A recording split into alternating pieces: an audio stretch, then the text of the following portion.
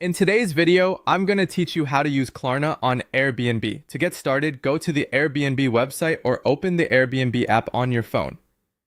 Once you're there, log into your Airbnb account so you can move through the booking process without interruption. After that, search for the stay you want to book and select the listing that fits your travel plans. When you've chosen your dates and are ready to move forward, continue to the checkout page. At checkout, this is where you'll find out whether Klarna is available for that reservation. On the payment screen, look through the list of available payment methods and check for Klarna. If you see it listed, select it to continue. If Klarna does not appear, that usually means it isn't available for that particular booking. Availability can depend on things like your location, the currency being used, the type of reservation, or your account eligibility, so keep that in mind. Once you select Klarna, you'll be redirected away from Airbnb and taken to Klarna to finish setting up the payment. From there, sign in to your Klarna account.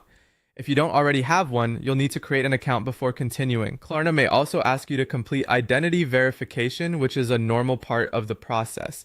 Just follow the prompts carefully and make sure the information you enter is accurate so you can avoid delays.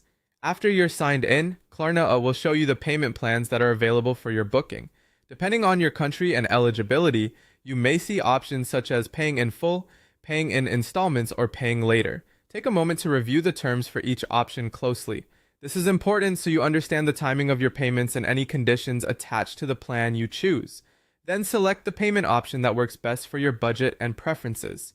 Next, review all of the payment details one more time. Make sure everything looks correct, including the selected plan and total amount. When you're ready, authorize the payment through Klarna. After that, you'll return to Airbnb to complete the reservation. Finally, finish the booking on Airbnb and confirm that your stay has been successfully reserved. It's always a good idea to watch for a confirmation screen or email so you know everything went through properly, and that's how to use Klarna on Airbnb.